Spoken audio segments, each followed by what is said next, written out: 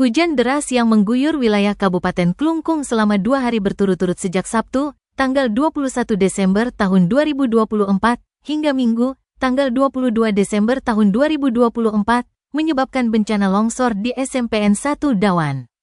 Tembok pagar sekolah sepanjang 13 meter dengan ketinggian 5 meter roboh dan menimpa ruang kelas 9. Berdasarkan pantauan di lapangan, material longsor tidak hanya merusak pagar, tetapi juga menghancurkan tembok ruang kelas 9. Akibatnya 2 ruang kelas mengalami kerusakan parah dengan meja dan kursi belajar turut hancur. Beruntung peristiwa ini terjadi saat siswa sedang libur sekolah, meskipun ada sebagian siswa yang tengah mengikuti kegiatan kemah di sekolah tersebut. PLT Kepala SMPN 1 Dawan Kadek Yatnyani yang berada di lokasi mendampingi siswa dalam kegiatan kemah, mengungkapkan bahwa saat kejadian siswa tidak menggunakan ruang kelas 9 untuk tidur.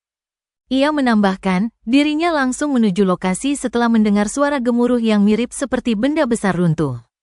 Yatnyani juga mengungkapkan bahwa tembok pagar sepanjang 20 meter lainnya terancam longsor, mengingat struktur tanah di area tersebut masih labil akibat hujan deras.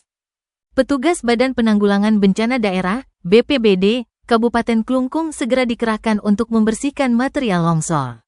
Selain itu, pihak sekolah telah melaporkan kejadian tersebut kepada Dinas Pendidikan Kabupaten Klungkung. Sementara itu, Kepala Dinas Pendidikan Pemuda dan Olahraga Klungkung I Ketut Sujana membenarkan bahwa longsor tersebut menyebabkan 2 ruang kelas rusak parah. Ia menambahkan bahwa pihaknya tengah merencanakan langkah penanganan untuk memastikan kegiatan belajar mengajar dapat berjalan kembali dengan normal. Sementara itu, kondisi tembok yang tersisa menjadi perhatian utama karena berisiko mengalami longsor susulan.